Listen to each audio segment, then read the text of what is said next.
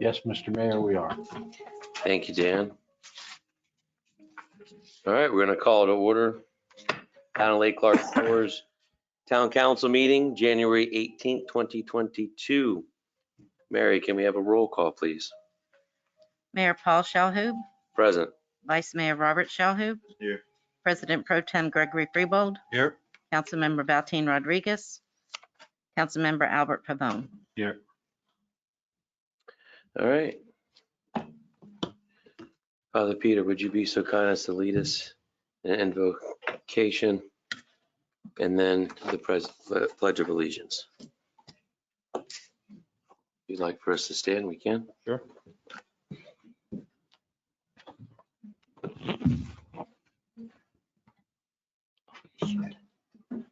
O Lord Jesus Christ, our God, we come to you in this new year with a desire to move forward and not backward. Lord, we ask for your wisdom, for your strength and power to be constantly present within us. Make us strong and courageous for the road that lies ahead of us. Give us ability beyond what we feel able. Guide and govern us by thy all-holy Spirit. Lord, help us to notice our neighbors more this year. May we learn their names, and especially those who are in need. Let us be a source of blessing to all, for they too are our neighbors. May we rejoice in your presence as we seek to understand the journey that you have for us in the coming year. This we ask in your all-holy name. Amen. Thank you. I pledge allegiance To the flag of the United States of America and to the republic for which it stands, one nation, under God, indivisible, with liberty and justice for all. Mayor.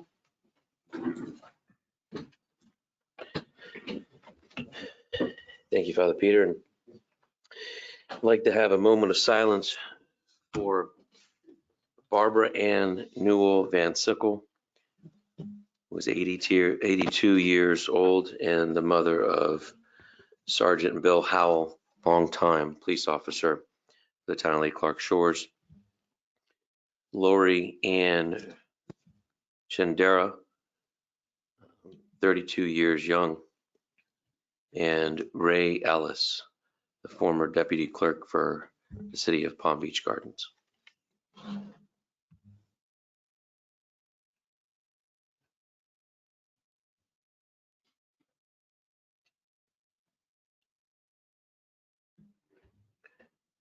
May their memories be eternal. All right. Moving on, let's have the approval of the agenda. Second. All in favor? Aye. Approval of the consent agenda? Second. All right, all in favor? Aye. No presentations, no quasi-judicial hearings, no unfinished business. Moving on to new business. The renewal of the yearly agreement of monthly pest control services from Safe Home Pest Control in the amount of $207 per month. Mr. Mayor, I'm going to remove myself from the dais. Sure. All right. Any comments, questions, or take a motion to approve? So moved. Second. All in favor? Aye. Motion carries. So the record reflect President Pro Tem Freebold, sorry, Councilman Bob. No, President Pro Tem Freebold did not participate in the vote. All right. Well, it's so nice to see so many faces here at the town council meeting. I love it when our residents come to the meetings.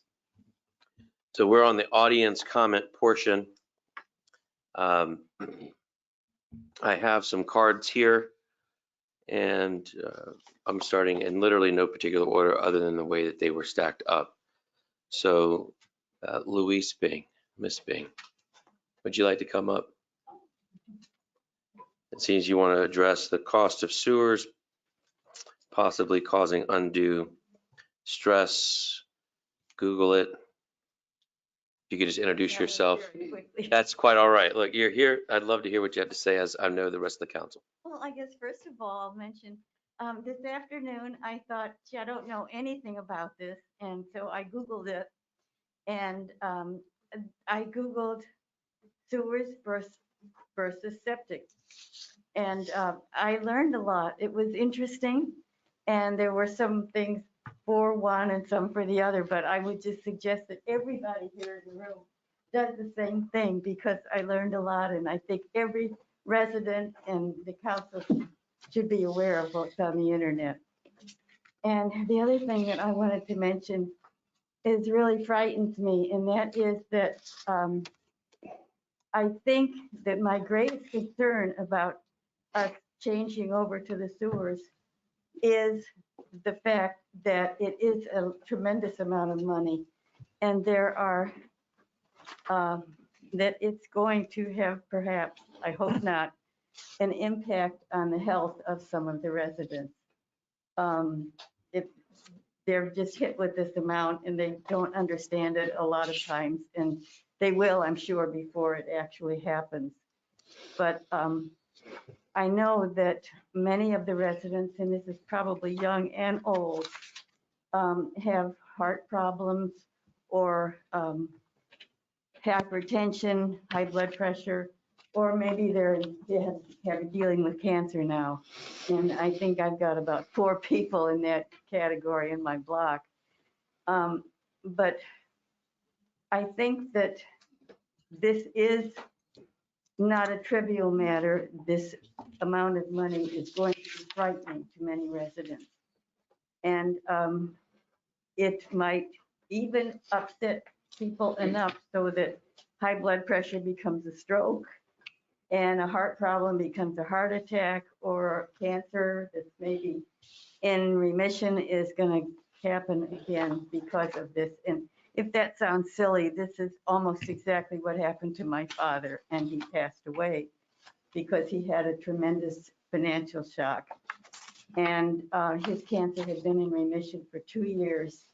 And the day that he had this shot, it started up about a month later, and he saw the end of life. And I just care about all of us, and this is going to have to be handled very carefully because it actually probably could, in fact, impact someone's health in a very bad way.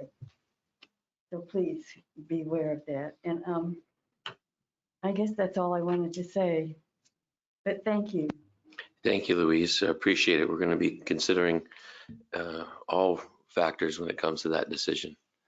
I got multiple cards here. They all seem to have one thing in common, sewer. So I think unless the council wants to address Ms. Bing's comments now, we can save them and address everything at the end. Okay. Mr. Kulkarni, you could introduce yourself and your address, please.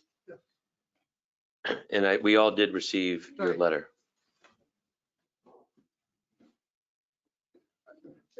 Other people, do you have letter, copy of the letter I wrote? Can I just get it? It will be convenient. Some people, copy of this letter to this. You can do whatever you like if you want to just go ahead and.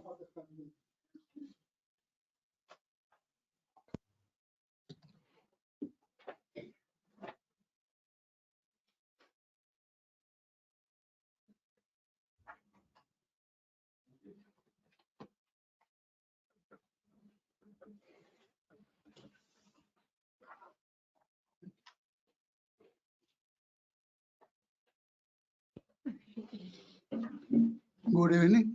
Good evening. Let me wish you, all of you, happy, healthy, and safe New Year, and everybody in the audience about that. Thank you. And I understand you You too. already received this letter I wrote. And the reason I wrote is because you recall that couple of months back, we had so-called coffee meeting and we discussed this sewer project and septic tanks, and that's the reason I mentioned. And interestingly, oh, yeah.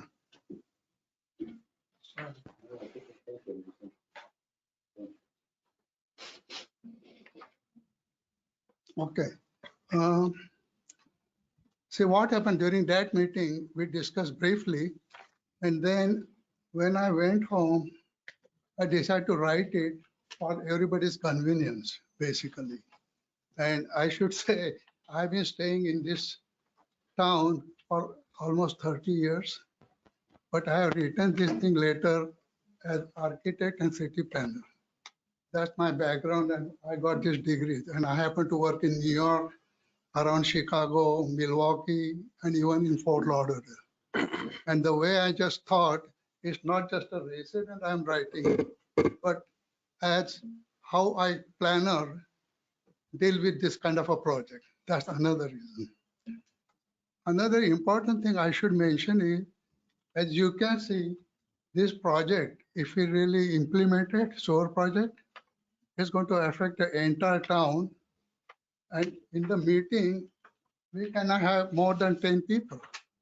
And actually, Senior Shelo will remember. You remember that sometime back, we used to in St. Mary's Church, you were kind enough to arrange that bucket hall or something there. And we used to have meeting there. So please consider, but here it is impossible, because what happened when this project, I came to know, when I talked to my neighbors, they were completely in the dark. They had no clue. And that is one of the reasons I have mentioned that this project details, please send the details by mail to everybody, because there are a lot of senior citizens.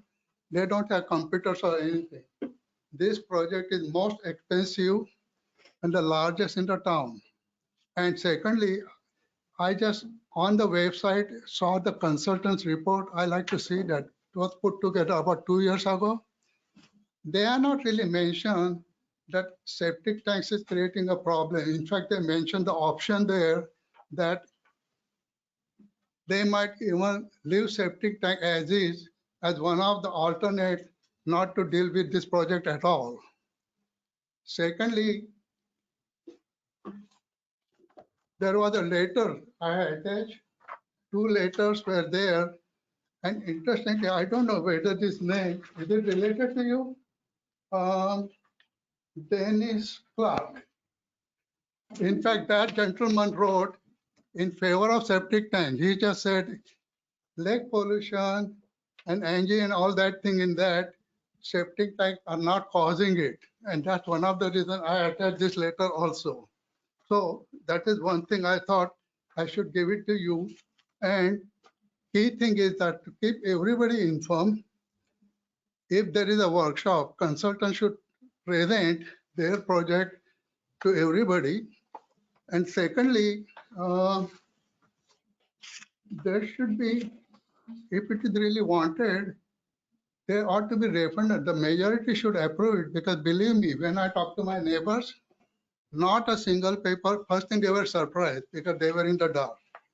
And number two, I'm just curious, is that how much it is cost? If at all done is about $30,000 per each home? We don't know the cost We per don't know the home. cost No, yet. no, but it's not And- going to be 10,000, it could be 30 plus minus, correct?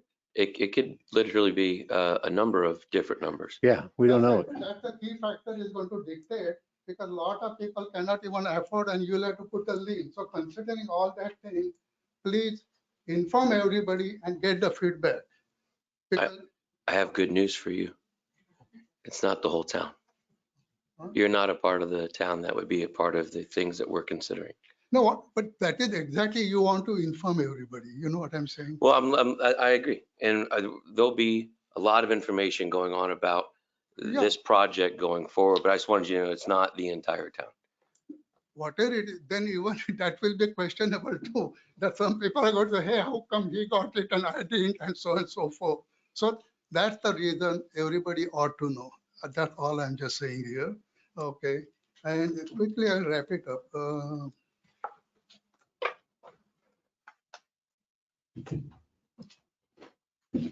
Oh, yeah.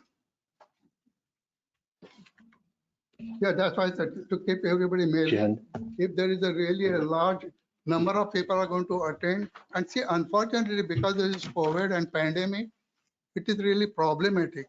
People cannot come here, even just a 10 to 12 people compared to entire town, they cannot attend.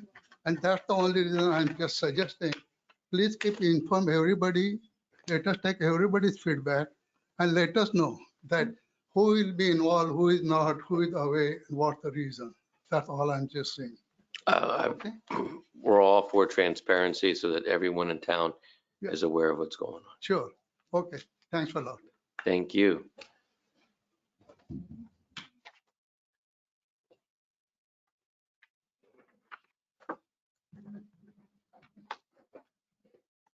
Tina, would you like to go next, or do you want me to, there's another sewer question. Do you want to go after the sewer question? I'll go after the sewer question. Okay. You guys, Mark, you want to come on up, introduce yourself, please, and, yeah.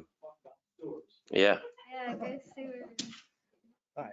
Mark Hassel, my wife Carol back there, 7205 Westlake Drive. I didn't know that not the entire town is affected by the sewers. Obviously, that's some information that would be helpful. If it doesn't impact me, I can go home and just wait for the coffee with the donuts with the chief and the police and come for the food stuff.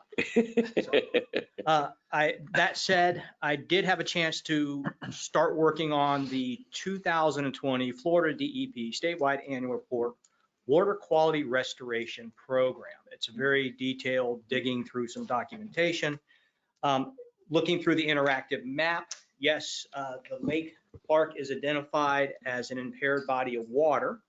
But when you go through the comment section, especially on the fecal chloroform, it clearly states, and this is a quote, and I printed it right here, the water body is not impaired for this parameter based on the number of exceedance.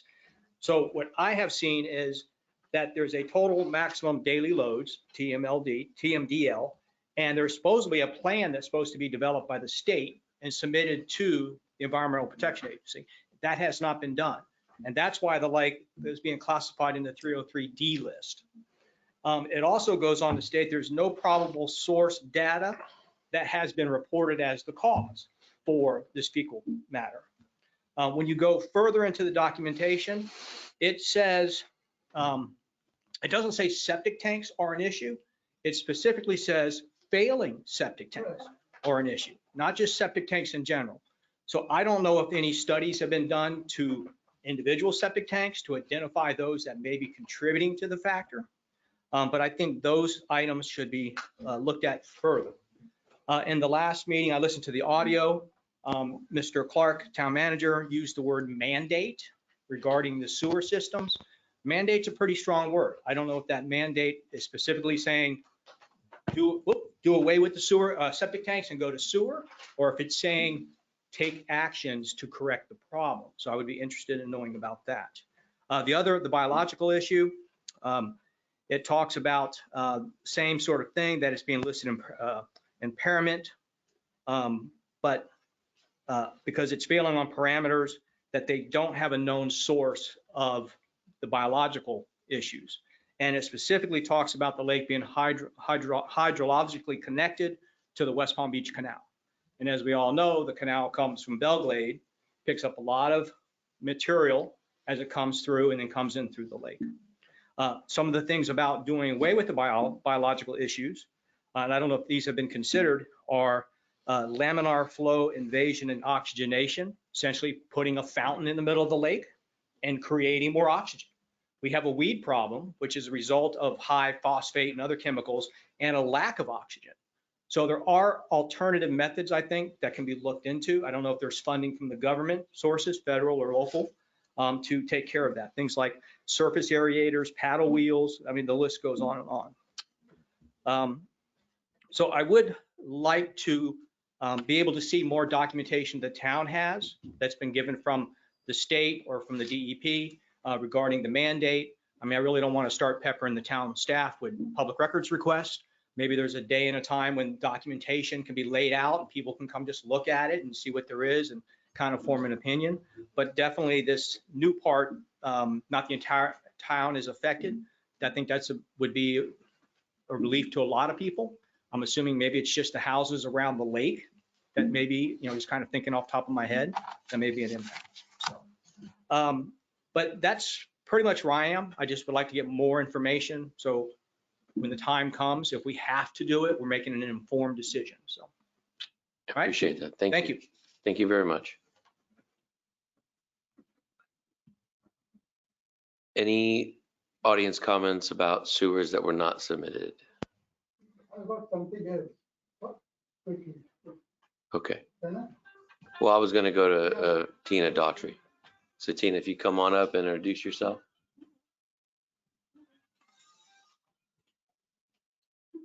Hi there, everybody. I'm Tina Daughtry. I'm a senior at Florida Atlantic University. And very soon I'll be running for town council over the position of Albert over here. And I'm really, really excited to get involved with the community because I've been in the community for my whole life. I grew up here. I live on 1410 Keller Road in West Palm Beach.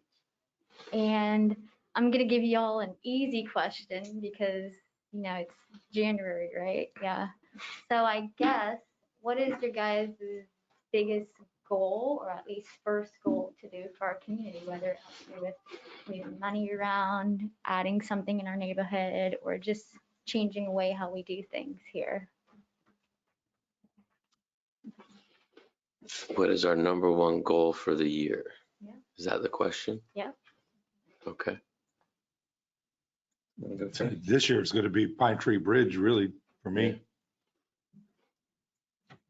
Bringing us all back together. Town barbecue. Yeah, that was this morning. hungry. That was this morning. It was very exciting. Vice Mayor? Oh, it has to be the Pine Tree Bridge and the infrastructure.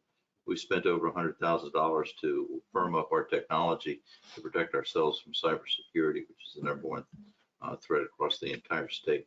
Definitely, my Instagram got hacked, so I totally feel you. What'd you say? My Instagram got hacked, so I totally feel you on online security. Yeah, Oh, yeah, that's right. terrible. It's such a tragedy. No, our infrastructure is a big thing that we're working on this year, as well as the septic to sewer evaluation. I think that's pretty important in furthering and bettering our CRA in the process. Awesome. That's awesome. Well, I think that's just a great question to start off the year. Other than that, since I'm running for office, if you guys have any questions or just want to get to know me, I'll let you guys call or text me at 561-275-9301. Can you maybe just say that in the microphone in case it Oh, didn't yeah, pick it for up? the minutes. Yeah. So it's 561-275-9301. And again, I'm Tina Daughtry, and I hope everybody stays quarantina because this new Omicron variant is hectic. So, Thank you very much, Tina. yeah, absolutely. Mr. Kulkarni? See, as I mentioned that I have been staying here for 30 years. Mhm. What I notice, West Lake Drive, the street, we have not taken good care of it. And recently I noticed that Langford Drive and Edgewater Drive, that whole loop, that's not the main drive, but there is the complete blacktop is nicely finished. So it looks very patchy. So my question is that on one hand, we are talking this expensive sewer project, but don't you think you have to take care of all the streets? Because it looks very odd. I mean, I draw that, that's not even the main drive. I don't know the reason why that patch is finished and nothing else. And anybody coming to us, they like the town, but they always say, why you not taking the care of these roads, you know? And it's the right question, because if we have to give priority, that is really should be the first thing to be dealt with. That's what I thought I should mention about it, you know? That was number one. And any idea how much we paid to the consultant who put this whole project? Sorry, Mr. How Kulkarni. much? Sorry. When we hired the consultants for this sewer project, they did research and put everything together. Any idea how much we paid to them? For the pre-design study that was done in 2019? Is that what you're asking about? The pre-design for the sewers that was done in 2019? Report which is put together about 2 years ago. if I'm Yeah. not wrong. We paid $168,000 for that. Wow. Okay, We paid $137,000 for that little bit of paving that we did. So we're paving as we have money available. We don't have money to pave all the streets at one time. Whatever the budget will support in a year is what we're paving. And paving is separate from utilities. They're two separate budgets, so they don't mix. No, I'm just thinking in terms of priorities, what should be there, that we drive. Well, we also don't want to Depends on pave a the road That's right. and then rip it up and then have to repave it again. Okay. Thank you.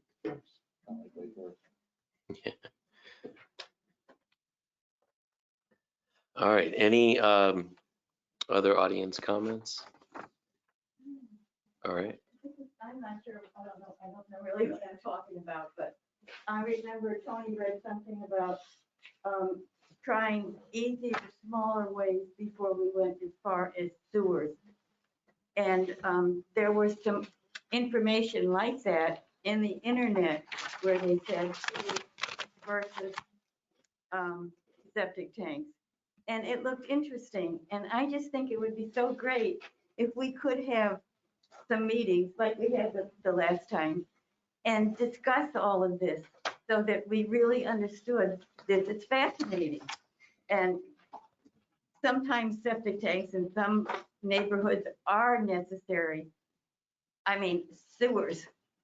And sometimes an easier way of cleaning up the water, or I'm not sure what I'm talking about, but ways that are not so huge as tearing up yards and putting in sewers. Maybe something smaller to just see if that worked. Right. Am I making any sense? you're saying what I'm hearing is you want to make sure we're considering all options in pursuit of our objective here, which is to assist in cleaning up the lake and deal with the impairment issue. Yeah, Okay. okay. Thank you. Thank you. Well, I do think that what I want to say that I appreciate everybody coming today and talking about it. The septic sewer conversion is a big project, without a doubt. It's going to take a long time to accomplish, and it has been a long time in the making as far as all the research and due diligence the town has been doing for many years now, leading up to this point. And we're getting a little bit ahead of ourselves, but I think it'd be beneficial for Dan Clark to explain some of these things. It's not that we were mandated, you need to go septic to sewer. The problem is we've been considering this for a long time. We've known for a while that there's a possibility that the state could actually mandate that we go straight from septic to sewer. That is not the specific situation here. Rather, we have since 2020 been declared an impaired water body. And as a result, we have to take action. We are mandated by the finding that we are an impaired water body to take action to clean up these specific chemical elements, if you will, out of the lake. And part of that process, that is where the septic to sewer conversion comes in. And Dan is very articulate when it comes to the plan and the specific chemicals and the TMDL, the BMAP, and the process. So Dan, could you just answer some of the questions with regard to the areas of the town that are going to be affected, how the plan at the moment is for phases, and a little bit about this mandate? Yes, Mr. Mayor. The Lake Clark was declared impaired in September by DEP and EPA. Mr. Hassel, you did a really excellent job of your description of how that was done, but you missed some key points. We are not impaired for fecal coliform. We are impaired for chlorophyll, total phosphorus, and biomass. So the way the rules are written, once the lake is declared impaired, we are obligated to do everything that we can to bring the lake back to a reasonable level of water quality. So impaired basically means the lake's polluted. The lake's polluted with chlorophyll A, with phosphorus, and with biomass. And now all of the people that contribute to the lake, Palm Springs, Lake Clark Shores, and the county, are going to be responsible for doing whatever they can to improve water quality going into the lake so that it's restored to water quality standards. Chlorophyll A is a direct response to nitrogen. So what we're really looking at is removing nitrogen, phosphorus, and biomass, weeds from the lake. The only thing we have right now, Mr. Hassel, because you're right, there's no TMDL. TMDLs will cost us $250,000, and we chose not to spend that money in that fashion. What we have is a comparison with Pine Lake, which is over at the Hilton, versus Lake Clark. Pine Lake is about twice the size of Lake Clark, but it's impaired for the same issues. So the TMDL has been nearly completed. It's in draft form for Pine Lake. And Pine Lake has to remove, or the people that contribute to Pine Lake, West Palm Beach and the county, have to remove 10,500 pounds of nitrogen, 9,672 pounds of nitrogen out of that lake. Lake Clark is twice the size of Pine Lake. So it's a safe assumption that we're going to have to take 20,000 pounds of nitrogen out of the lake. That's on an annual basis. That's not one time. That's an annual basis. 20,000 pounds of nitrogen. Every year, forever. The smartest way for the town to approach that issue is to eliminate the nutrient sources. And there's a lot of study done by FDEP and by Florida universities that say somewhere between 15 and 26 pounds of nitrogen is contributed per septic tank per year. So if we took all 700 septic tanks that the town's responsible for off the system, we'd take 10,500 pounds of nitrogen out of the lake. We're still 10,000 pounds of nitrogen short, and that will be the obligation of Palm Springs and the county to pick up their fair share of that moving forward. Rather than fighting with DEP and EPA, we decided that we would like to move forward with what's called an alternate restoration plan. And the alternate restoration plan is basically an acknowledgement that we're going to be forced to do this anyways. So instead of fighting about it and spending money on TMDL and BMAPs, let's just go ahead and spend that money on making the conversion from septic to sewer. And so that's, we've been negotiating with DEP on whether they would accept that. There's a lot of things to talk about with them. We still don't know where we are with biomass and what that means in terms of the impairment. But we're trying to move this thing along to see if we can get started with cleaning up the lake and removing the pollutants in the lake. Thank you very much, Dan.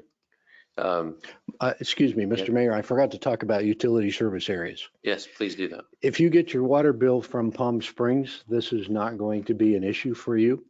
If you get your water bill from Lake Clark Shores, this will be an issue. And again, we're trying to negotiate a 7-year compliance window. So over the next 7 years, we'll be working in phases to try and sewer those 700 customers. Dan, you want to tell them what we've been doing for the past 4 or 5 years up in Tallahassee? So Just gonna tell the reason we really can't talk about cost, Mr. Kulkarni, is because we don't know yet. There's a preliminary engineering report that we should have the 1st of February that will lay out planning level costs. It is going to be different than the 2019 study because we hired a new engineer and he came up with a better way to do it. Is it going to be appreciably different? I don't know yet. I have to wait and see what the number is. What we've been doing in Tallahassee is we've been trying to get other people's money. We have a request in Tallahassee for 1.7 million. We put a request into Tallahassee in the spring of last year for 1.7 million. The governor decided to spend that money elsewhere and turned us down. We did get 300,000 out of Tallahassee 2 years ago for planning and surveying, and we've spent that money. So anywhere we can go to find other people's money to help us offset costs, we're doing that. You know, one of the problems we used to have postal observers, used to get at home. Now we don't get that thing at all because that thing was good. Anything is published, every home will know. Now we don't get it at all. So that is another handicap, to get the information. Well, that's one of the benefits of all of us going up to Tallahassee each year, not only just once a year, but twice a year sometimes, not only at Palm Beach County Day, but the Florida League of Cities Legislative Action Days. Yeah. And I've been very fortunate to represent the town at Florida League of Cities level, where we go up there and, it's nice to knock on the door and they say, Lake Clark Shores, come on in. And so we sit there and we try to get other people's money. So the $300,000 that we were able to get 2 years ago, that was very beneficial to everybody. And, we have plan A and we have plan B. And I've been teaching it for a long time. And I try and tell my students, we have to think outside the box. But in order to think outside the box, you have to understand what's inside the box first. So that, with the benefit of Dan's credentials and relationships throughout the area, and the relationships that all of us up here have established, all of a sudden they're saying, I know exactly what you're talking about, because in 1999, Key West was mandated to go from septic to sewers. Unfunded mandate. So we're thinking, we need to do something. And yes, I'm very familiar with the fact that we had a referendum 20 years ago, okay, at the St. Mary's Church, where everybody came, and it was presented, both sides were presented to try and educate everyone. If you all think that we up here don't try and think outside the box or to be transparent, that's really not giving us a lot of credit, because we've been there. And we don't want to do anything that's not in everyone's best interest. And when we can start being ahead of the curve, as they say, to start planning ahead to protect not only you, but us too. That's our fiduciary responsibility that you all have placed in us. And that's what we're trying to do. And yes, I know it causes a lot of stress. You can imagine, I can only imagine. I've got a daughter and son that have 4 kids they have to put through college. This one over here's got 2. So yeah, there's going to be a lot of stress, but you know what? That is our natural resource. And if you think that septic tanks don't contribute to the problem, I think the science, if you will, suggests otherwise. So what we're trying to do is, let's come up with a plan B. But what I'm saying is that you are working hard. There is a lot of information, but that information, everybody ought to get it. That's all I'm just saying. So they will really appreciate. I know how hard you are working. That's why I made a reference to say, Mary's that place, and that time you got elected, if you remember that. I was elected That's before the that. point. Yeah. I appreciate that. Thank you. Thank you. And thanks everybody. Mr. Hasselbeck, great research. Can I ask one more question? Sure. Thank you. So we're not going to submit a TMDL for Lake Clark. It's being based on Pine Lake. So we're not establishing the maximum amount of pollutants that Lake Clark can assume. So my question is, if we spent $250,000 on a TMDL for Lake Clark, is there any possibility that the lake would not be considered impaired? Dan? Lake Osborne's impaired, Pine Lake's impaired. We sit between them. There's no way in the world we're not going to be impaired. I'm just telling you. Gosh, I wish he was wrong. Yeah, Don't you all wish he was wrong? Yeah. I'd be very happy if it's wrong. This has been an issue that we have foreseen coming, and it was a matter of when, not will. And all of a sudden in September last year, it's like, well, here it finally is. After 10 years of studying it and researching it and evaluating it, they deemed Lake Clark an impaired water body. I'm very happy with the progress the council's made over the last 4 or 5 years, seeing this coming. We didn't know when it would happen, but we talked to our state legislators, if you will. They all advised, listen, We don't know when either, but eventually it's going to happen. And it came in a different form. It wasn't the form that we expected, but it was a different form, but it's still same end game. And there's something that we have to do, and now we're mandated in the sense to take action. And thankfully, we've gotten state funds already, and we've utilized them. We prepared a plan of action. We've been employing Jones Edmonds for a while now to do the design and give us a cost estimate, and more is to come in the coming months as to where this project is going to go for the town. You said 700 septic tanks. Is that the amount of septic tanks in the town? 700 That, approximation? so we have to talk about who gets served. Lake Clark Shores service area, utility service area has about 700. It might be 702, it might be 710, but it's in that ballgame. And that's residential units. There's some commercial properties that are also out there that are gonna have to be connected. Miss Bing, Louise.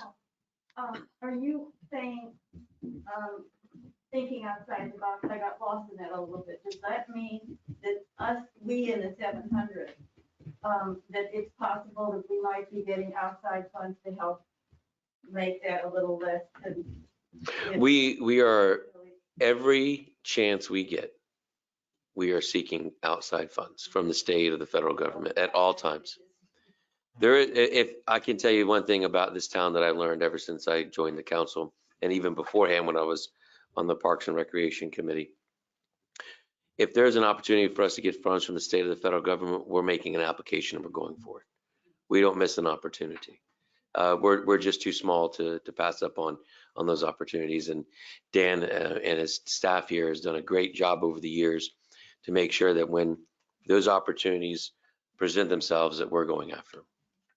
We just don't know how much we're going to get. We've been getting denied recently, the last couple of years, from DEP and the governor. So, you know, hopefully things will start changing.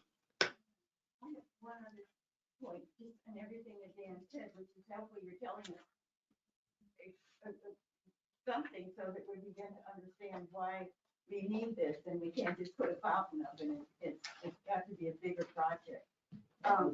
But I really encourage everyone, please, I just glanced at it in the computer, but there's a lot of really good, all of the things that Dan is saying are backed up, and then some other things that will so that we can understand why sewers are better in one situation, septic tanks in the other, and what causes some areas to have to go from one to the other.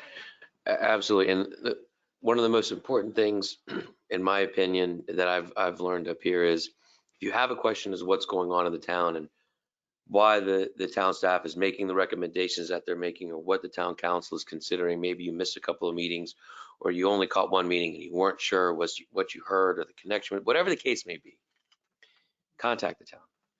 Contact any of the council members up here on the dais. We are here to answer your questions. You don't have to rely on a Facebook group or friends or the internet. You have the best resource, which is the town and the staff, as well as the council people, the councilmen that are up here right now. That's where you're going to know, you're going to get the information straight from the source, and then you can corroborate it with your additional investigation and research. But never pass up an opportunity to contact the town if you have any questions.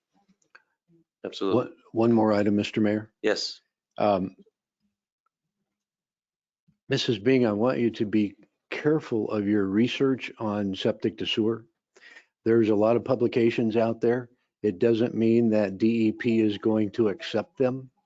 So Mr. Hassel's looking at the DEP website.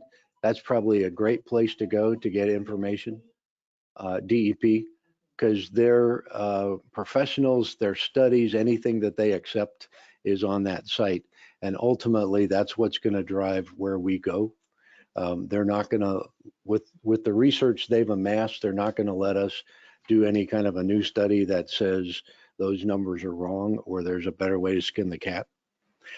Bill Lynch, who is our consultant for Jones Edmonds, and I both sat on the on-site sewer disposal DEP task force over the last 4 months. the sewer department in the health department was transferred to DEP. And in that transfer, they looked at all the rules and regulations and they made some changes to them. Bill and I sat in on that, so we understood what was going to happen. We looked at enhanced nutrient removal, which is allowed on some septic systems. We've looked at a lot of different things and been participating in those meetings. I don't see anything in there that is going to change the path that the town's moving right now, unless it speeds it up, because some of the testing requirements on septic tanks are going to very specifically get to whether your septic tank's failing or not. There's going to be tests that have to be done to confirm that your septic tank and drain field are in good shape.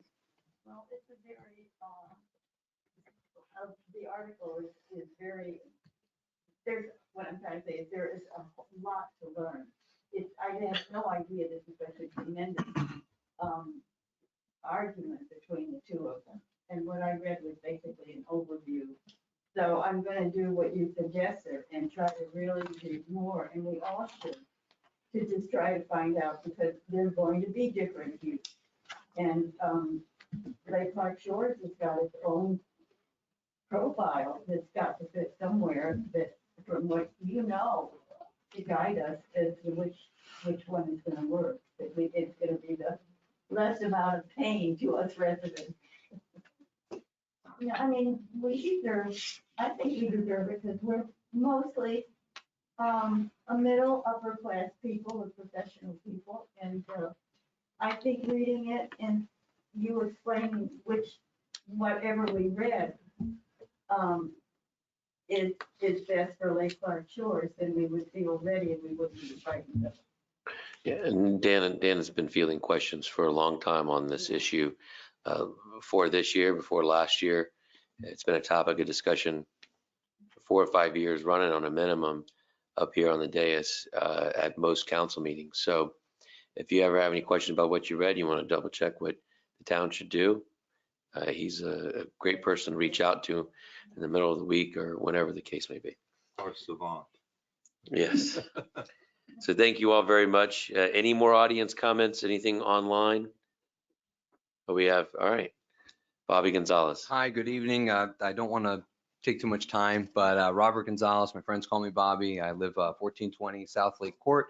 I'm going to be running for Group 4, Albert seat for town council here in this next election. The election is March 8th. So I want to take a moment, introduce myself a couple meetings ago, and moved into the neighborhood officially in 1999.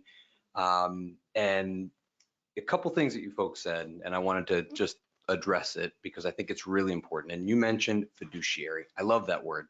I'm a civil trial attorney, and so fiduciary is a really important word that we all as residents have a fiduciary duty to our town. Fancy word for just saying you have a responsibility or a duty to take part in our community and to be involved. And I'm so impressed that so many people are here tonight and we can talk about things and we can express our ideas in a calm and wonderful fashion, respect each other, because it's so important, especially nowadays. And but really a fiduciary, and I grew up on the lake, and I know a lot of folks touched on that lake, and years ago, I remember being in between Westlake and Pine Tree there in the big part where that big, I think it's a banyan tree. And you could really look down right through that water and it was pretty clear. Not so much now. Wherever the sources, where that's coming from, story for another day, but as residents, we really have to be looking towards the future because Lake Clark, I love Lake Clark. It's, you know, like Tina and myself, it's really the only thing that we've known. And we have a little jewel, we have a gem that we got to take care of. So with that being said, I want to applaud the council, because I think that you guys have really taken the steps to at least research the issue and the problem. And we haven't gotten to a number yet. We haven't figured out exactly what this plan is going to look like. But my gosh, thank you for making the trips to Tallahassee. Thank you for going out and getting the funding thank you for sticking your necks out for little Lake Clark shores, and really putting us at the forefront of our legislative bodies in Tallahassee. That's huge, you know, $300,000 to get planning and study and things that didn't come out of our tax rolls. That's huge. So just wanted to say thank you. Wanted to introduce myself, Bobby Gonzalez. Bobby's what my friends call me. If you have any questions, comments, concerns, or want to pick my brain of how I stand or what I think the future of Lake Clark would look like, please feel free to call me. I'm listed on the Florida Bar website. My cell phone number is 561-719-9960. And thank you. Have a good night. Thank you, Bob. Thank you very much. Any comments online or written submitted questions? Yes, Mr. Mayor. Pat Boyer has had her hand up for some time. Okay. Pat, the floor is yours. Can you hear me now? Yes, we can. Good evening. Good evening. I have a couple of comments to make regarding the sewers. We've been here for 26 years, and this has been an issue for as long as we've been here. I would urge the council to please move forward with doing this because we're polluting this lake terribly. And I would also like to get the streets paved. So if these sewers do go through, what is going to be the time frame for the paving of the streets? Well, thank you very much. I appreciate that. Dan, do you know have you discussed the timing of when the paving would occur, absent just as soon as everything's in and past inspection? Yeah, exactly. It'll be part of the construction. So as soon as the pipes are in, they're pressure tested, they pass inspection, and the contractor's ready to move out with his heavy equipment, the pavers will move in right behind them. Thank you. But what kind of time frame are we talking about? Are we talking about a year or 2 years? Or, you know, I walk these streets and I have been for years, and they are in such poor condition right now that something really needs to be done with many of them, especially Westlake. I mean, if you're a runner, you're going to trip on the streets. They're actually quite dangerous. So what is the time frame we're talking about? I mean, by the time all of this stuff goes through Tallahassee, we could have had these streets paved probably 3 times. Yeah. I feel where you're coming from on the roadways. It's been an issue that I think everybody up here agrees exists. There are multiple phases to the septic to sewer conversion, and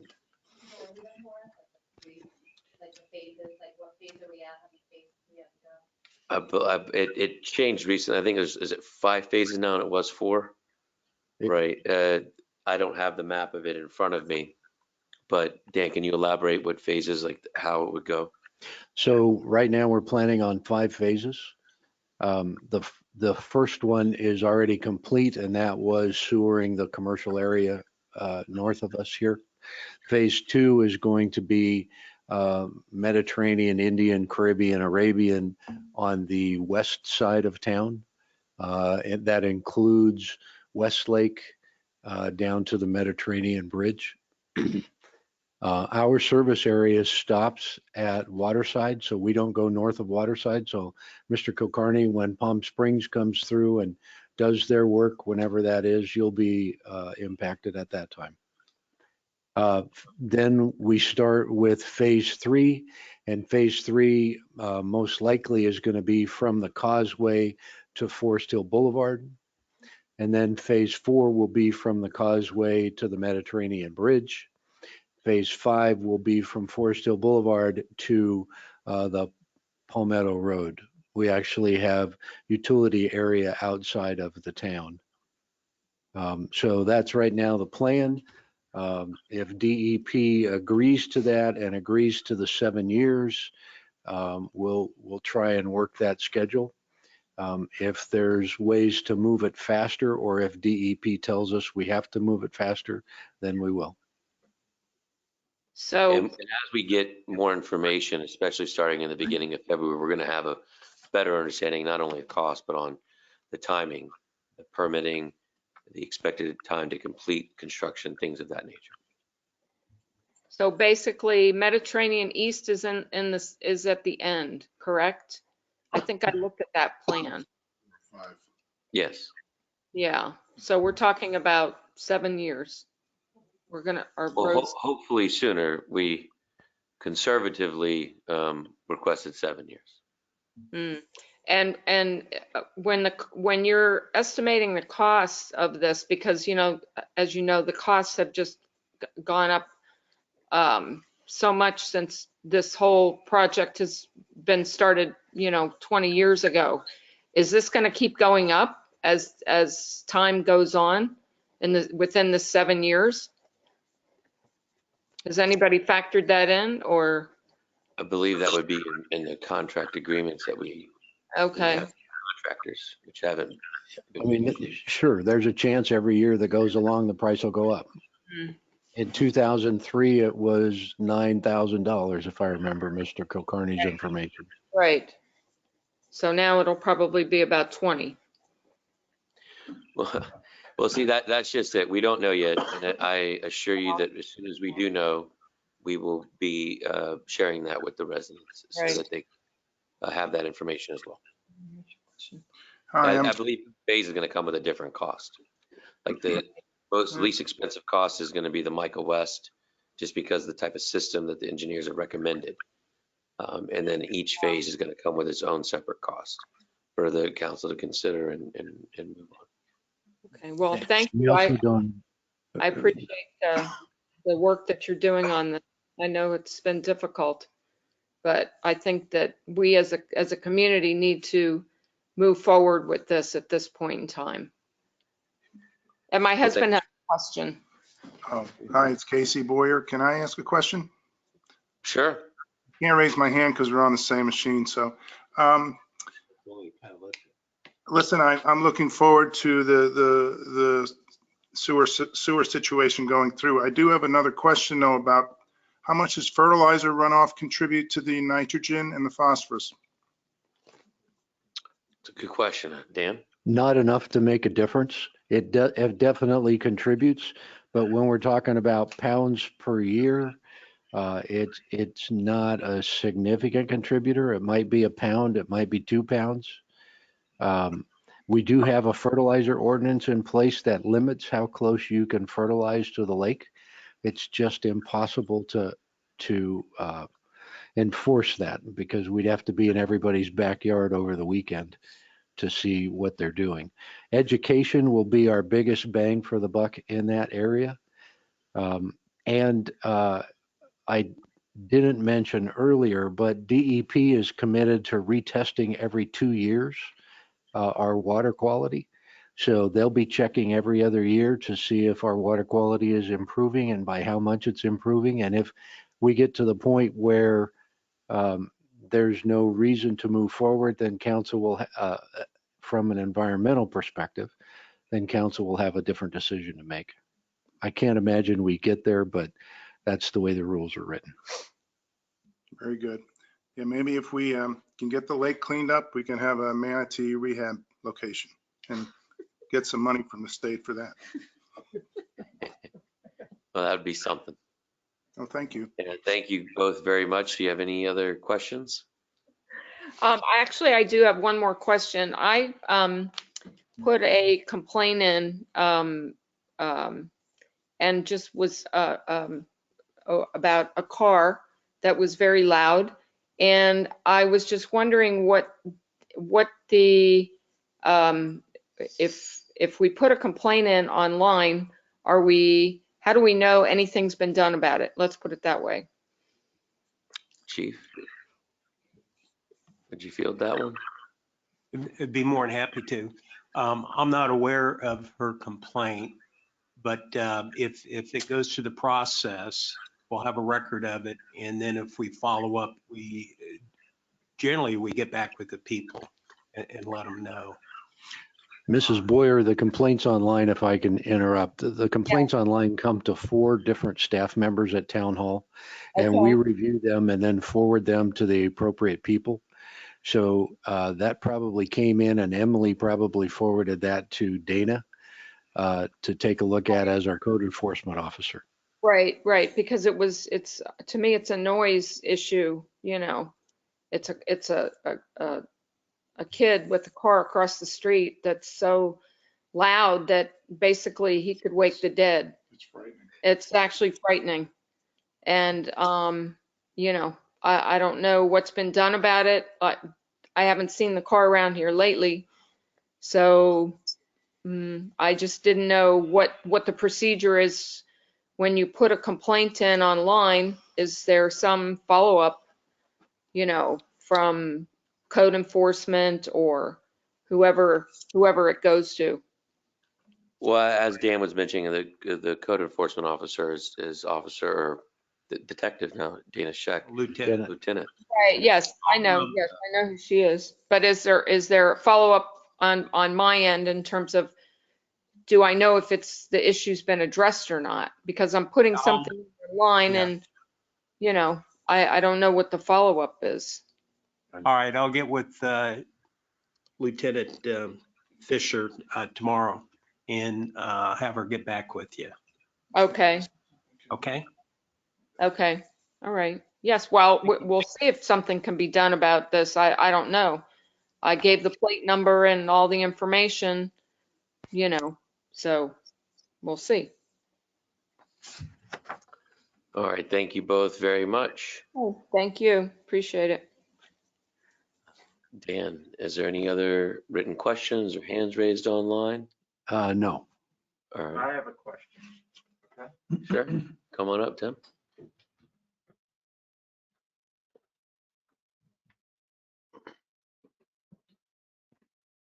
Tim Daughtry, 1410 Keller Road. I'm also running for town council. Bob and I are opponents for the other council seat. Phone number 561-596-3386. Question I have, though, is in figuring the costs for sewers, are we going to see a per unit, let's say 700 houses or however many that is, for decommissioning the existing septic tanks, or is that going to be an additional charge that each homeowner in that 700 amount is going to have to take on above this cost of this? Right now, Tim, we don't have any way to take our contractor and go onto personal property. So it will be an additional cost to the homeowner. Okay, and is there, I'm assuming at some point in time, we're going to present a per unit cost per household, correct? We're going to present a per unit cost per household to get to your front yard. Okay, so to get, tap we will have to pay for. Sorry? The tap we will have to pay for, and decommissioning the septic tank we will have to pay for. Correct. Okay, so and that will be different in every home because every home drain field and every septic tank's in a different spot. I understand, but is there a possibility we could come up with some general idea about how much each person is going to be faced with on this? Yes, they're working on that in general terms, again, because everything changes. Right, and I understand that every house is different. I get that. And some of us have more than one septic tank at a house, okay? Well, septic tank and a leach pit, you know, because a lot of them are split systems with washer and dryer on a separate little leach pit.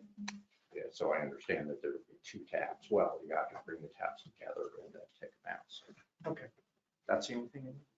So, but I would like people to be aware that it's going to be more than that just one cost.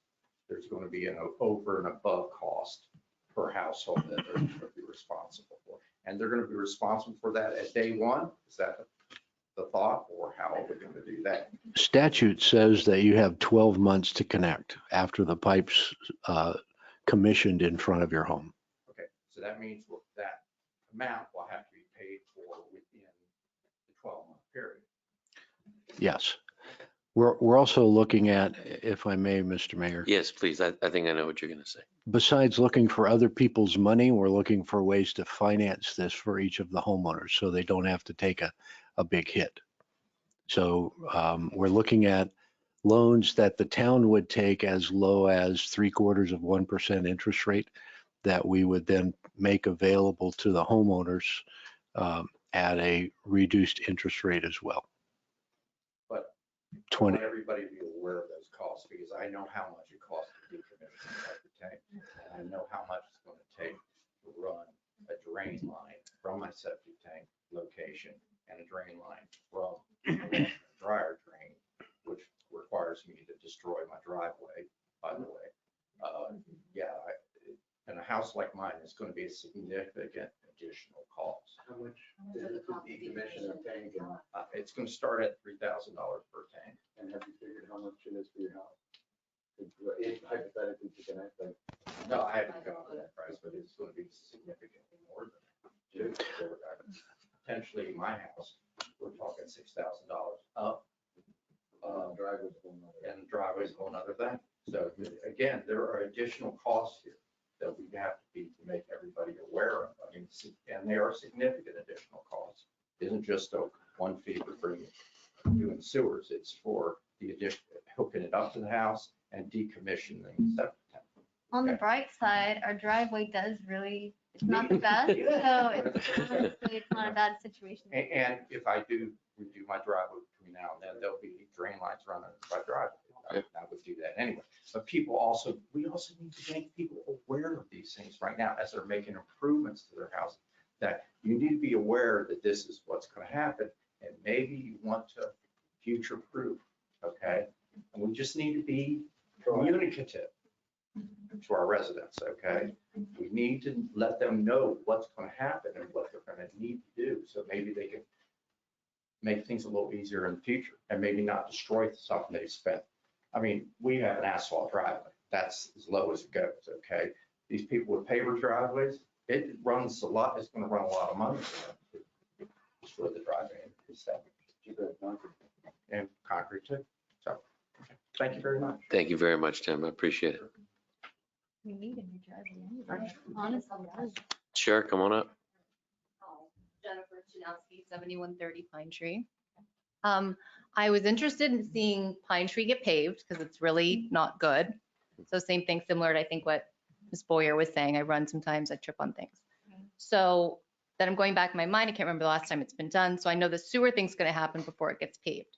So I guess, and going back to your thinking outside of the box, you know, I know the lake's impaired, we need to clean it. I'm wondering if there's money that can be used now to kind of clean it, and maybe in a couple years they assess it, things get cleaner, maybe just better. Who knows if it's good enough? But if there'd be a way to, and you're talking about the 7-year plan for sewer, I don't know if that encompasses me and everyone else, but if there'd be a way to pave the streets now, usually like the life of asphalt, like you can repave every 10 to 15 years, we have to be pressing at least 20 at this point. You know how long it's been since we've paved? It's been a very long time. Very, very long time. It is very bad.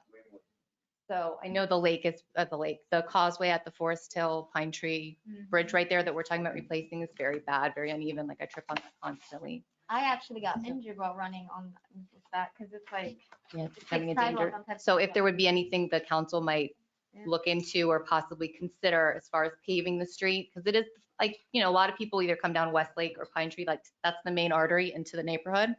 It doesn't look great, but it doesn't ride great. It doesn't run great, doesn't walk great. It's like you see people at any hour, morning or evening, walking dogs, you know, I take my kids to the park.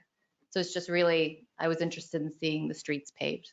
I think everybody is. And Yeah. over time, Dan continues and the staff continues to evaluate, you know, what is an extreme need of repair. And that's why some of the areas have already been paved. It's just a matter of figuring that out and budgeting accordingly. Wouldn't you agree that Pine Tree's in need of repaving? All the roads are, So why don't except we the ones that are already done. what if we did like a watershed cleaning project, something to the lake to clean out, you know, like vegetation's dead, sediment like lying there, bottom of the lake. I doubt it's ever been cleaned out in how many years the lake's existed. So you have all that thick layer of stuff that can't be helping nutrients like oxygenate and break down and do whatever scientifically they're supposed to be doing. So they're not. So what if we were to clean the lake or put a fountain or whatever these other outside the box ideas are and put a little group of money into that bin of doing that project and then paving the street? And if sewers were going to take 7 years, maybe they could just take 10. Do you know what I mean? Like, is it that far off? That, Dan? You know what I mean? It- I'm just looking for some wiggle room on paving the streets, which I think we would all be happy to do. And you have to think, if the streets haven't been paved, and I'm just going to say a number like 20 years. Well, the life of asphalt isn't that long. So you've saved at some point not paving them, you know, somewhere in your budgetary numbers of bins and special money you take and put in places. So paving it now and then paving it in 10 years, maybe when sewer goes in 3 years later or something, it doesn't seem like that big of a stretch or like that much of a wasteful endeavor. Would you consider it, or would the town council consider it?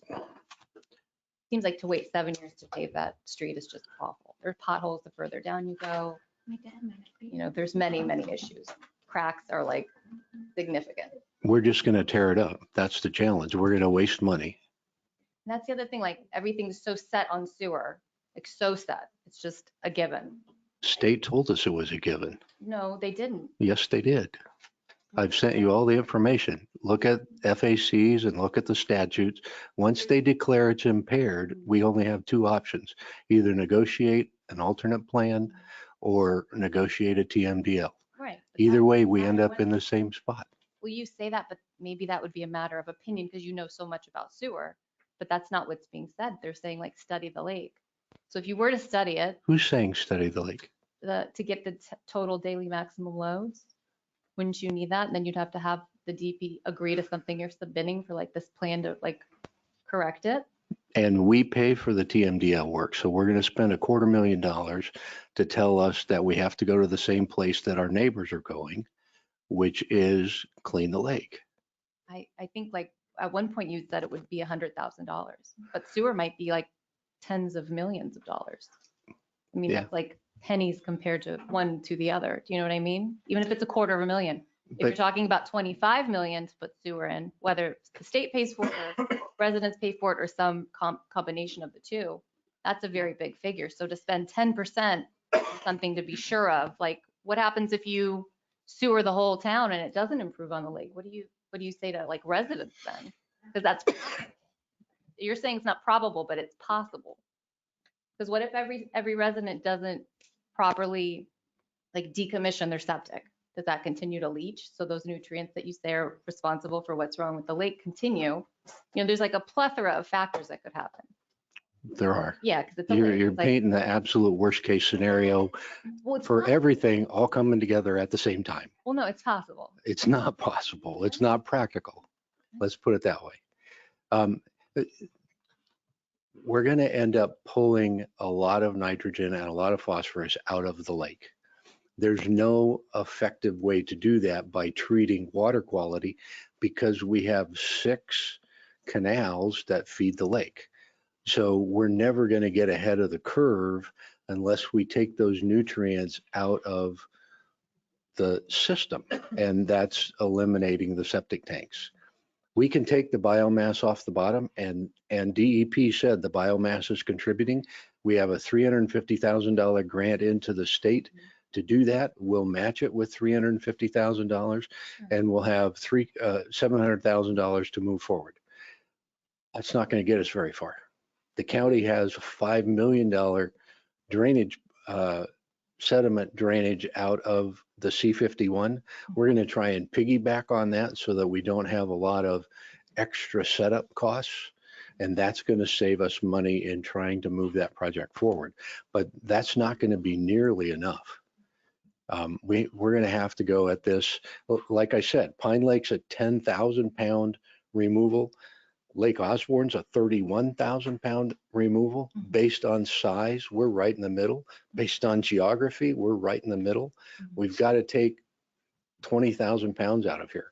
I can spend $250,000 with DEP to figure out if that's 20,000 pounds or if that's 19,652 pounds, but that's wasted money. What I really need to do is start taking the nitrogen out of the lake.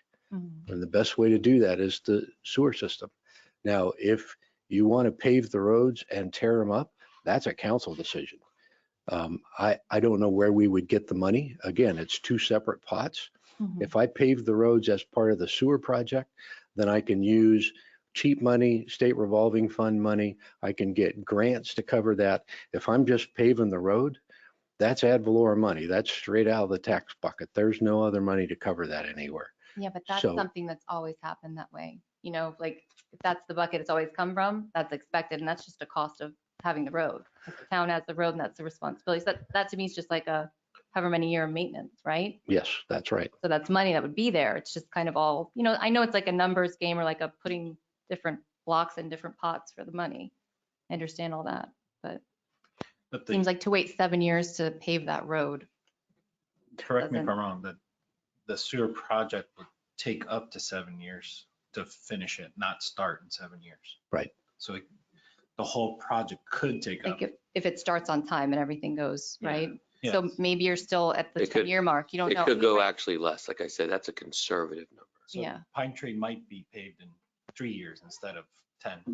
So let's say, like, I heard this at one of the other meetings, or maybe you'd mentioned it, like this Micah West project for sewer is starting in June. Hope Is that so. correct? Hope so. In June. So how does it, like, take me through the process of when you make a plan to do something, the plan of action is like sewer Micah West, but we don't, like, you don't know cost and you don't know anything, but there's like a phase for it and an outline for it. So how does that, how could you even, like, let's say, inform the Micah West residents of what they could expect if you're going to start a project in June, but you don't know what the price is going to be? When the design is done, we get an opinion of cost from the engineer. That's about the same time that we're going to figure out what other people's money we're going to get out of Tallahassee. Those two things will coincide roughly, and we'll be able to say at that time, here's what the project is, here's what the project's going to cost, here's what the assessment is going to be for you, here's where other people's money is coming into play in this. And now we're in a position where we can bid the job and move it forward. And But then there's- until that time, I don't have anything to tell them. Yeah. So the town votes on that at some point? No. No. Well, yeah, they'll vote on the contracts. They'll vote on the assessments. See, it just sounds so final to me. Everything sounds so done. I think there's a lot of residents that probably have no idea. There's probably a lot of residents that are excited about it. Like maybe you want a bigger driveway or a bigger pool, or, you know, there's a benefit to it. There's going to be people on both sides. But I feel like so many people don't know about it at all. And then it's such a plow forward that it doesn't feel like something in the best interest of all the residents if the residents don't even know about it. Do you know what I mean? Like we're having this little session now, so all of us are aware of it. But what about the people, the other 700, and however many people that don't know about it? It I just think seems as- like we're like lagging in the information and like I think been very as the forthcoming mayor with- said, we've been talking about it for Years. talking years. about it. Yeah. Well, no, taking action and talking about it. I mean, spending money, getting money. I like actively ask Dan for information all the time and he gives me all kinds of information and it's very helpful and informative. But then, you know, like the information you've given me, I don't really know that there's a plan. Like I don't see that there's a plan and it's this and it's this time frame and we're trying, you know, just, I guess it's like information that is out there, but I don't know like where I'm losing the part of where they decide on something or where it's like become an action. Like to me, it's like a rough draft. And then when is it like the final draft and everything's full bore? Like I don't, you know what I when mean? we get the opinion of cost. And that will come each phase. We're not going to get an opinion of cost for everything. Yeah. Because the opinion of cost is a detailed takeoff of the design drawings where they cost out everything. You know that. You deal with those all the time. Yeah, it just seems strange to me, I guess. It's just not really like valued input from all the residents, like a workshop or something out in the front of us that's like, here's this information. You know what I mean? Like I've seen plans with lift stations in different places. Like, are we set on that? Is that decided? Does that get changed? Do they vote on it? You know, I have so many questions that I don't feel like, and I'm like a visual person. Show me something, I take in the information, but it's like, oh, well, here's the plan, but then this might change. This is on paper, but this might change. Well, at what point does it change? Does the contractor come back and say this, or does the engineer do it? Or do you do it pre-decision or post-decision? Or, you know what I So mean? There's just, Here's so what many I questions. recommend. I love that you have all these questions. How about after the meeting, you get with Dan and You can have a much more Yeah, I've gotten with concise Dan. I get all discussion kinds of with him. information from Dan, he knows, but. Keep coming to the meeting. Yes. That's a good way to It's get like- info. Well, here's the great thing, like you guys voted, it was before I got here, on an easement, utility easement. Yes. Sounded like it was from the Lake Clark Shores Estates. But it's like, It's, Wells, it's the Wellesley. estates, isn't it? Between by Wellesley- Wellesley. It's on Yeah. Wellesley's land. Oh, it's on Wellesley. Yeah. So I read that, but then it's like, I wonder what the lift station looks like. I wonder which corner it is. Like all that, all the minutia of what you're voting on is not, unless I'm missing something, it's not easily accessible. Like I don't see it anywhere. It's not But I would available love yet. to see it. Yeah, so. It's not available yet. Yeah. I can't I can design vote on it something, if It's not available. I can't design something that I don't control the property. So I have to get the property first, and then I can move forward with the design. it. How the pipes come in, how deep it's going to be, how big around it's going to be. And it's been a topic of discussion at the board of director meetings for Wellesley For Wellesley. and here. Hasn't been, yeah, it'd be like, if there's a place on, like, there's so much information on the website. There was like a place there where it's like, here's what's going on, what we're considering. I know you do these great reports and there's some information there. This is from the consulting engineer right here. The final study report remains forecasted to be delivered in January 2022. So Mhm. it's coming, Yeah. and then we'll all have it. And then we all get to see it too? We all get to see it. Everyone. We don't even know yet. We're Where- waiting. This has been a So where work. do we see that information? I'm like an information seeking mode. I just. Well, don't we know. just got this ourselves. Yeah. So We they're don't have, very good at putting, and I know Ashok, you don't want everything on the computer, but if you and Almost have to. us and we need and want to control costs, which we all do, because Bob and I have already paid for our kids' college. We're done. Now, Paul and Albert, that's a whole nother story. They got a long way to go. Yes, you too. So controlling costs is very expensive to mail out to every single household. They're better off to come here. Yes, it's very expensive to mail, by snail mail, all of the information that's going to be coming on a regular basis so that everybody's aware. So People are going to know, they have to come here. they can come here. Absolutely. No, they have to know first. People don't. We have a council meeting that's posted every single month. That's the best way to get information. And guess what? This meeting, while it does have some costs, it's not as expensive as a mail out.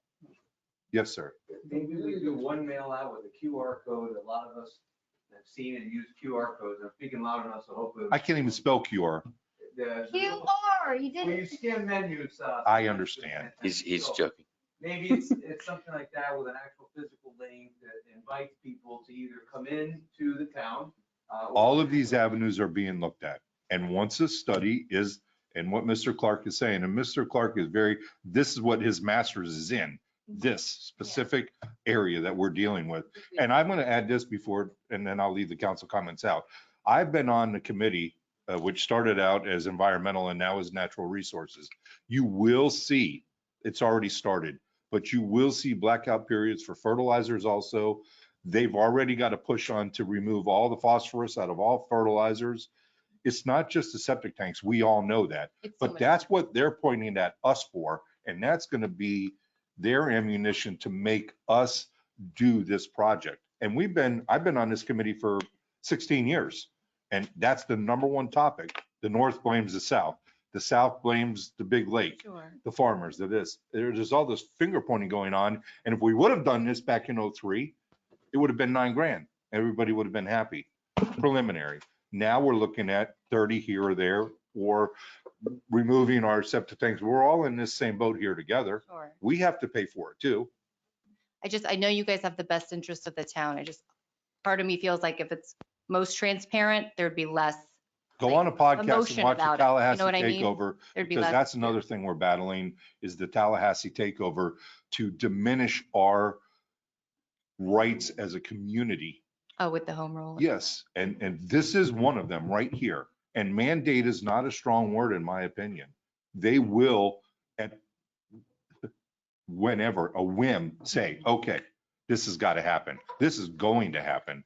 Then you're really caught behind the 8 ball. Where this committee I'm on has really been in front of this issue, because this isn't just going on in Lake Clark Shores. This is going on throughout the state of Florida. Yeah. And any residential community that rests on a body of water is subject to their whims and what they want right now. Sure. It's sad, but it's true. Yeah. It's So- worse when I it's understand that. Spring water. Yeah. It's worse when it's spring water. Yeah, Yeah. they're very strict with that. I know those water initiatives. Because one of my beefs is if you drive along the C-51 canal, all of I-95 drains right into the C-51. Mhm. I'm like, how can that? I know. There's so It's much that just drains crazy. into us, so I. So I feel like the Fed should have some skin in the game, the state should, the county should, and the municipalities. We all have contributed. We should all, and that's what we have been doing, just so everybody here Mhm. knows. We've been gathering as much money as we possibly can. And I think Sure. we've had 2 vetoes, if I'm not mistaken. Yes.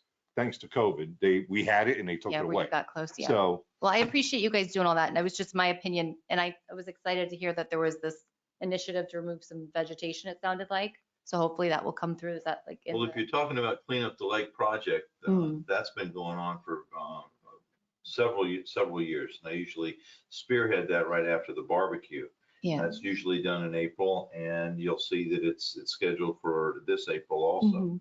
And then there's another clean up the lake in October. Oh, the voluntary ones, yeah. Well, this sounded like fun.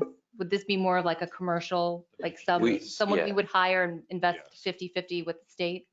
Whether- I think that would be a good thing. That's my personal opinion. I'm not a scientist, obviously, I'm just a resident, but it would just make sense that the lake is however many years old, 80 years old, whenever it was dug, and everything's sitting down, like the sediment's thickening, things are not degrading because of the nutrients and the levels changing. So it has to be that if you were, I'm assuming you would be cleaning like sediment beds and things like that. The state, There would be all right. the Yeah. state's a little slower in defining that, so we don't really know yet You're slow in what we're defining. doing. Really? Oh, that's a shame. Well, that was just my opinion. The sewer guys and the septic guys are Johnny on the spot. Here you are. Here's the formula. You're moving this way. Take care of this. The biomass people are not quite that good. So I don't know if we're mowing what's there, if we're sucking up what's there. I don't know. They haven't told us yet. But dredging lake is a topic, or I should say a priority in the long list of priorities that we have that we just got to find money for. Yeah. It's something that I've been trying to get done for years. And We all we've been talk building up a fund to get that accomplished. So hopefully in 2022, we'll have enough funds in that account to make something happen. Yeah, I feel like it gets talked about the hyacinths, but that's just what we're all seeing. That's just part of the problem. Well, That's not, that's that's just like not what the we other, visually see. So then, Yeah. oh, it's annoying, it's inconvenient. But if you think about what's you underneath, got to dredge the lake. that's You got to been dredge like, certain that's like canals. figure 80 years of dead hyacinths and things settling. And then the oxygen, if it's not great, the nutrients are too much, things don't break down. So it's obviously like, it would have to make some improvement. I don't know how much, but some improvement to maybe clean up For sure. the bottom. So thank you. Thank you very much for your participation. This is important. We've been talking about, Needs to move up. and she brought up a good topic. Can you come to the podium? Is Thank not- you. Pardon? Can you come to the podium? Oh, yeah. She And don't brought trip up, over. The matter of us not getting enough information. And I think you said, Mr. Freebold, you need to come to the meetings. But I just dawned on me, before we had emails that we were using, we got, I can't remember how we got information. It was a quarterly letter. Yeah, it was a That's right. newsletter. Yeah, and I do think Tony had a good point. There are a lot of us, I just bought a computer and I'm just learning and I'm really freaking out, but it's very difficult for people my age group and below almost and up to get all the information on emails. And we're all wanting the information. It's hard to Sure, come to all I the agree. meetings and wait till the end with our 2 minutes, but I don't, I feel like I'm not getting information that I really need, like even about the barbecue and the tennis courts and whatnot. And it was so nice to get little quarterly letters. So I think we went to one, Dan, and when we did that, Louise, what we did, and the council voted on that at the time, I think it was almost $13,000 an issue. And that was the crash in 07 and 08 is when we decided that we needed money. I mean, Okay. So you're listen, our telling me I budget need is, To learn my email. what is that? The email would be Three great, grand. or any type of, 13,000 for everything? No, we're back to 3 a year in newsletters. Now we do 3? Okay, so you're getting 3. And we do a monthly email called the LCS Buzz, which contains all this information, what the town's going to be, what the council's going to be considering at the upcoming meeting, what the council discussed at the prior meeting. It's had a lot of information on the conversion, on the Florida Mango project, the Pine Tree Bridge, the paving of the roads. Over each month, these things are addressed one way or another. Yeah, I didn't either. really. Everybody They have a regular thing at every Well, barbecue. we're going to get some more Look at the people on the barbecue. LCS Buzz email. So It's on the website and everybody. Oh, by the way, we haven't raised if you taxes go to the in 9 years website, either. yeah, if you go to the website, the LCS town website, you can That's on there. find where the LCS Buzz and register your email to get it shot out. Every month, you get an email and it tells you what we're doing. Are you guys doing shoreline anywhere? Yeah, Yeah, it still comes out. 3 times. Them online? 3 times a year. they're No. online too. You can get an No. email with it too. Yeah. Mr. Mayor, Oh, yes, we do. listen to this number. Dan, how much money as we learned from COVID and how we learned of these hybrid meetings, okay? We also appreciated the facts that our electronics were not as up to date as we thought they were. Now, remember, we started out, in a learning process. Dan, how much money have we allocated and spent to update the communication aspect to reach out to all of our neighbors and having the hybrid meetings? Because we heard back from y'all saying, this is good. I work late. I want to put it on my iPhone. I want to put it on my computer. How much? 32,000. I also want to mention that the town has a Facebook page and not Facebook, a YouTube page. And all of our meetings that we record like this are on the YouTube. We also do have a Facebook page. We do have a Facebook page. A lot of But we information learned from posted there. COVID that, y'all want this information. So we as a town council working with staff saying, we need to give them this much information, be as transparent as we possibly can. And so that's why that's why you have all these cameras behind you. One more question. What is your question? I had this thought, because at one point, someone talked about speed bumps on Westlake, and Dan suggested you get 60% of your neighbors to sign. If I were to Saturday, go to everyone's houses and get some input, do you want the street paved, yes or no? And got 66% rather, to feel in concurrence and in agreement, would the town council consider paving Pine Tree? I know it's a big number, but making a plan. Hold on. I'll speak to Well, the council. I don't We'll know. we always are open to considering suggestions from the residents. But it always will come down when paving of the roads and a speed bump. Mhm. Speed bump is a tiny, tiny fraction of what it's going to cost to pave. I understand that. So it's just where's the money and how are we going to pay for it and where are we going to get it? And then if we did spend it, is that fiscally responsible if we're going to be just ripping it up a year, 2 years, 6 months, 4 years down the road to then have to repave again? Mhm. That's the big issue, because it's a lot of money. And I can tell you that we have a very limited budget compared to a lot of the other municipalities where Because of our size. we're capped at what we can receive in. Mhm. So when house values go up, we get a little bit more money. But COVID, we took, what was it, was it $300,000 or $400,000? $400,000 hit for this municipality. I mean, that's just catastrophic. That's streets, paving Pine Tree. That's a lot. It's a lot of projects. And, part of the reason we had no events in 2021 is because we couldn't even afford them. Even if we had the safe way to do it, Mhm. there just was no room in the budget. Now we have another budget and we're moving money around to make these things happen in 2022. Yeah. But we are very, very tight when it comes to those things. It's why we created a special fund for the cleaning of the lake. Mhm. Like not just the 2 events. I'm talking like actually going in and dredging it. Because I remember I went to Dan when I first ran. I said, let's do this. Where are you get the money? He goes, you tell me where you get the money. I'm like, no, you tell me. Mhm. And we spent a long time. I'm going, well, there's no money. So there's a fund So- for that?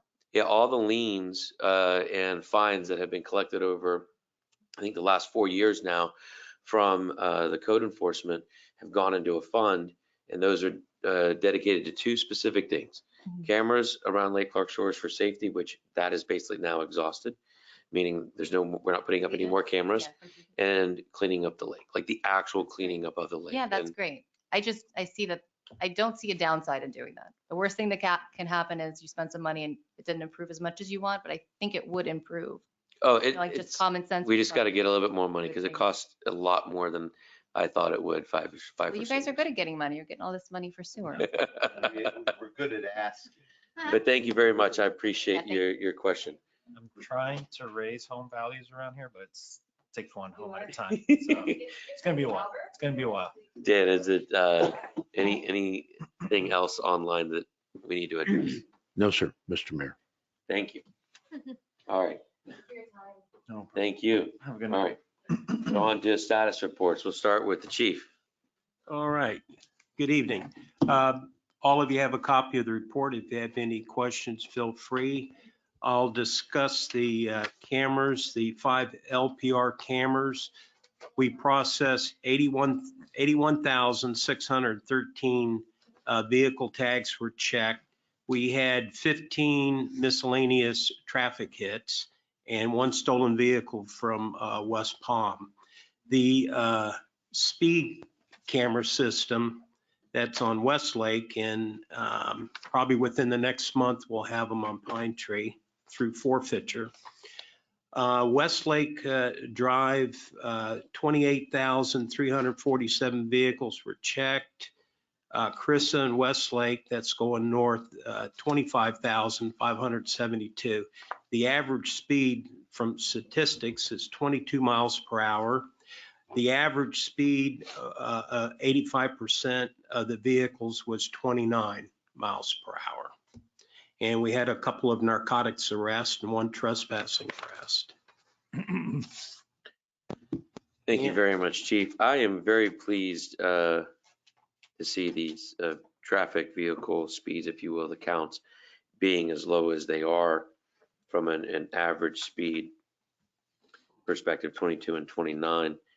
I think, going back a year or so before we even put those signs in, what we were getting from the other data seemed to be higher. So I think it's great that residents are slowing down when they see these signs and you're getting more.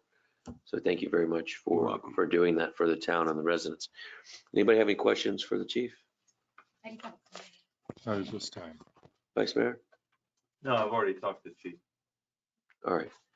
Keep up the great work and please tell Assistant Chief Sal, these reports are awesome and it just highlights the amazing work that your department continues to do for our residents on a yearly and daily basis. So thank you very much. Thank you, Mayor. Charlie. My report's in your packet. It is brief because it was a slow month. I'll be happy to answer any questions. I think that might be the briefest report I've ever seen from you, Charlie.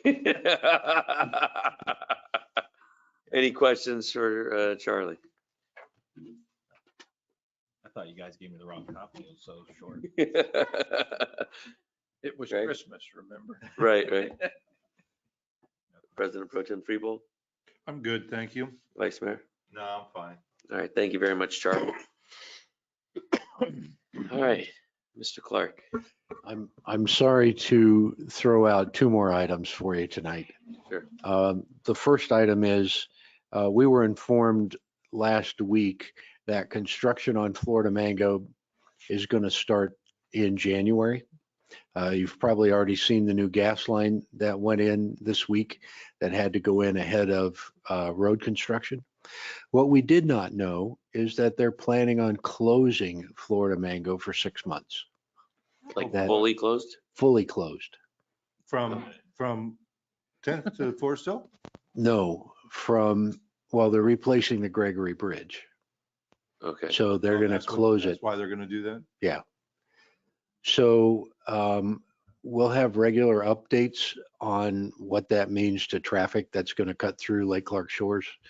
We may want to look at some, and this is a thought off the top of my head, I've done no research yet, some temporary speed bumps that we can put in to discourage people from coming through the town. Wes and I will be talking about a lot of stuff that we can do over the next few months to figure out. I don't know exactly when the road's going to close. It's not when construction starts. Construction is supposed to take a year. The bridge construction is only supposed to take 6 months. So we'll get more info. They're coordinating with us weekly. So we'll get more info around the bridge closure, but we're going to have some challenges we didn't know about.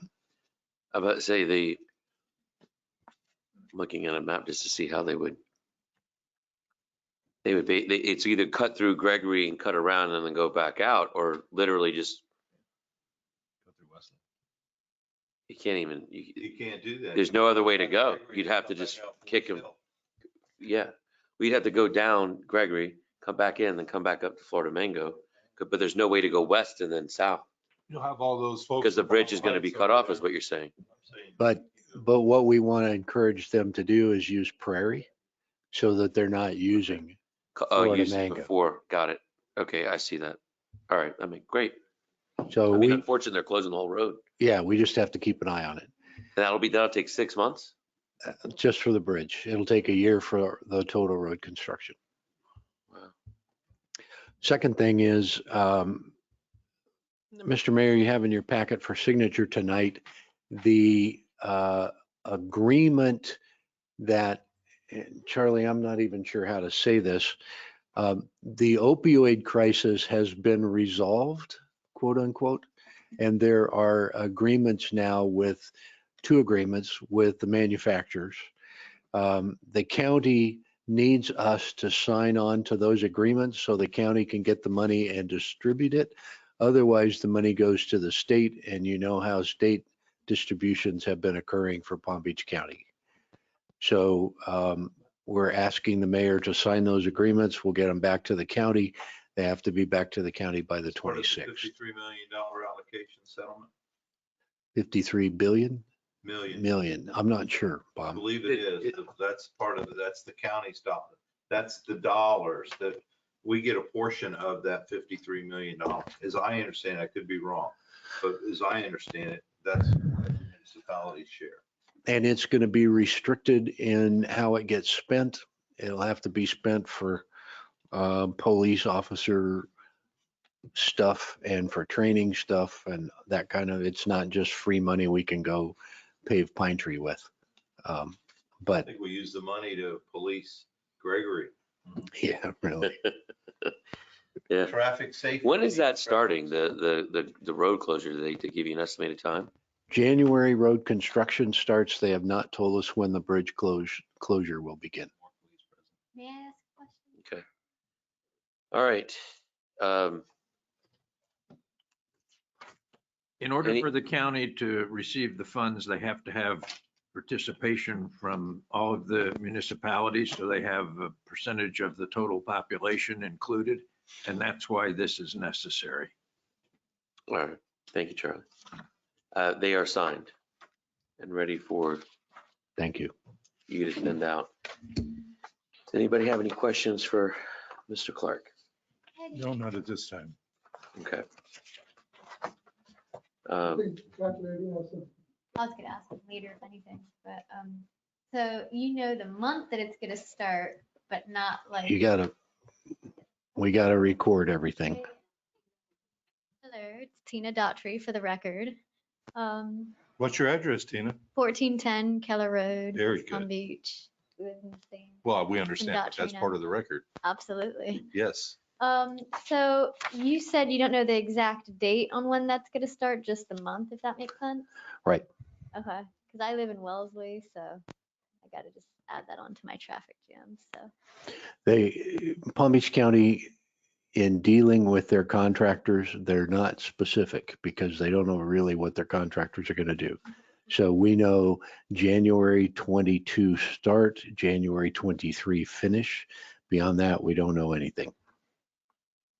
All right, cool. Thank you. Thank you.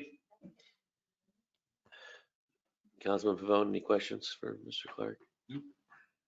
President Pro Tem Freeble? I'm good. Ashok, it's nice to see you, sir. Likewise. We're glad you're well. We're glad you're here. I want you to know that we all did read your letter. We respect your opinions, but I also want you to know that this is a very difficult situation we're in. And we are staying in front of it. Sure, and I really appreciate, although it says here like you allow 3 minutes or you can give extra time. This lady who was talking here, I don't know how long she took, but it was nice of you.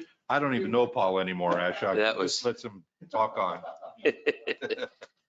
I knew it was a topic that a lot of the Yeah. residents here in attendance Round and round. wanted to talk about, so I let it go a little bit. We have a lot of longer. work, Ashok, we have a lot of work to do up here this year, and we have a very good council, so we're working very hard for the town of Lake Clark Shores. Okay. All right. Vice Mayor, any questions for Mr. Clark? No, I met with Mr. Clark and we discussed the particulars. Thank you very much. You're welcome. All right, Dan. Thank you for another great month. All right, we're moving on to council comments. We'll start with Mr. Pavone. Hope everybody had a happy new year. Good luck for the people running for my seat. Looking forward to the town barbecue. I will get with you after the meeting. I missed this morning, but I will be part of it. So that's all. Thank you. President Pro Tem Freebold. I'm good. Vice Mayor. We had a barbecue meeting today and we discussed some Bless you. outstanding issues. Bless you. We had some concerns. Number one, do we do the barbecue? And if we do the barbecue, what is the barbecue going to look like? And the other concern was because of the spike in the Omicron variant and COVID, how vigilant can we be? But more importantly, what's our responsibility to our residents to protect them as best as we possibly can?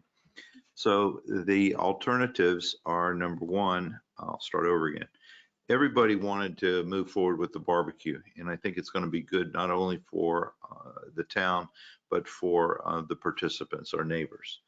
Number two, it can't be the same as it was in the past, so we have to adjust a little bit. So the adjustment comes into play with logistics for the food line, the vendors, if so, to what extent, the placement of the seating and the tents. As an example, if you had 30 tables before and 10 people at each table, considerations are going to be vetted to say now you have 20 tables and 6 people at each table. Also utilizing the limited capacity of the pavilion, restrict that even more. The food line is an issue also. So we discussed this. In addition, we also discussed not having the takeouts on Saturday because that involves more interaction. The statement or the position was it involves more interaction than we need. So let's just focus everything on Sunday. Then the other issue was when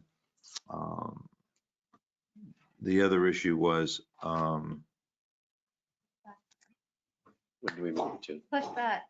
When do we move it to? Whether or not we move it to May, the first week in May. The first week in May appears to be Sunfest. The second week in May appears to be Mother's Day. So if there's any consideration, it probably either be the first week or the third Sunday in May. So I think the consensus was to let's see what it looks like next month. We have a council meeting February 1, and that'll be on the agenda for a council decision to say, okay, do we pull the trigger for May the 1st, May the 15th? We also were concerned also in product. We discussed the increase in the prices. We feel in talking to the, in talking with staff, we feel that the barbecue is needed for everybody's morale. And we just need to reshape it a little bit. For example, the kids' activities, if you had 10, let's have 5. We'll see what staff can come back with on some additional recommendations. So I urge council to reach out to Dan and staff and let's vet this issue. I think we're going to need it, but we also don't know what the variant is going to do and how we're going to bring it under control.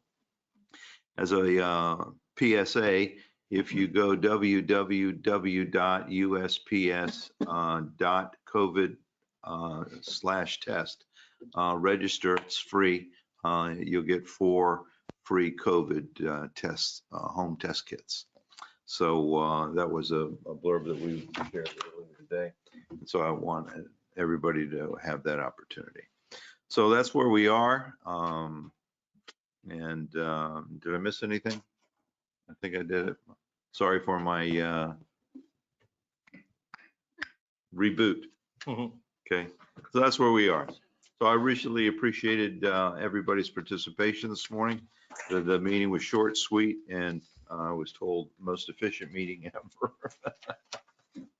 So thank you all. And if you have any questions, let me know. Thank you very much. All right, I do hope everybody had a great start to the new year. As far as the council, I do want y'all to know, I do want to see the barbecue go forward. If we are postponing it, I would like it be like a one-time postponement, not like, kick the can down the road. We're doing a barbecue in November. So that is something I would like to see. I do think we can do it in a safe manner, and residents and dignitaries who want to come and participate, they know what's going on in the world and they can make their decisions as long as we're taking the precautions to make sure that our staff is not negatively impacted that would impact the way that we operate. That was something I was discussing with Dan that is a concern that we both share.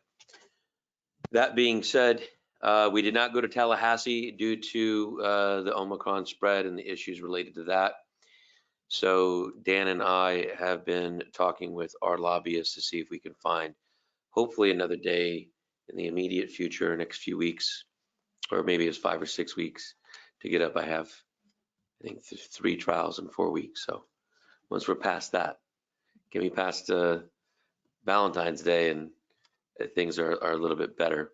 I would like to get with Richard and whoever else in the council can come up. Let's all go, but I would like to get up there and meet with our legislators and see what we can do for our town this year. So that's it. I'll take a motion. So move. Let it be written, let it be done. Meeting is adjourned. Thank you all very much. Have a great evening.